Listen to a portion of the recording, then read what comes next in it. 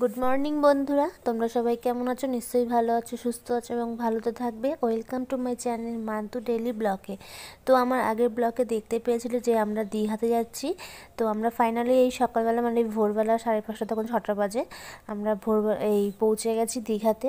তা দীঘা থেকে নেমে হোটেলে সবার যার যার লাগেজ যে যা নিয়েছিল সব রেখে দিয়ে সবাই এখন দৌড়েছে কোথায় না সমুদ্র পাড়ে সানরাইজ দেখার জন্য, কিন্তু পসিবলই না, কারণ কুয়াশাতে ভর্তি, যার জন্য ওটা দেখা কোনোভাবেই সম্ভব হবে না। তো আমরাও গেলাম সবার পিছন পিছন যে চলো যাই, গিয়ে যদি দেখতে পাই তাহলে দেখে নেবো।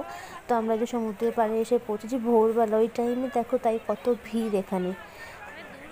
তো আর এদিকে সমুদ্রের জোয়ারটা, কারণ সেদিনকে পৌষ সংক্রান্তি ছিল, মকর সংক্রান্তি, পৌষ মাসের লাস্ট দিন।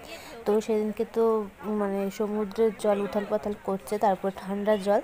তো আমরা সমুদ্র পাড়ে পৌঁছে গিয়ে দেখছিলাম যে সূর্যটা যদি দেখতে পাই, তা কোনোভাবে আমরা সূর্যটাকে দেখতে পেলাম না।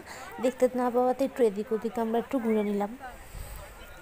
আমরা প্রত্যেক বছর যাই ওল্ড দীঘা, তা এবছর গেছিলাম নিউ দীঘাতে, কিন্তু নিউ দীঘার বিচটা যেন একটু কেমন ধরনের, পাথর পুরো ভর্তি।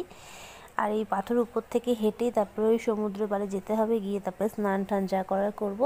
তো এখন সকালবেলা আমরা ঘুরে টুরে নিলাম, আবার পরে 10টা-11টার দিকে তখন স্নান করতে আসবো। আর আমার ব্লগটা যদি ভালো লেগে থাকে অবশ্যই লাইক করো, কমেন্ট করো আর শেয়ার করে দিও।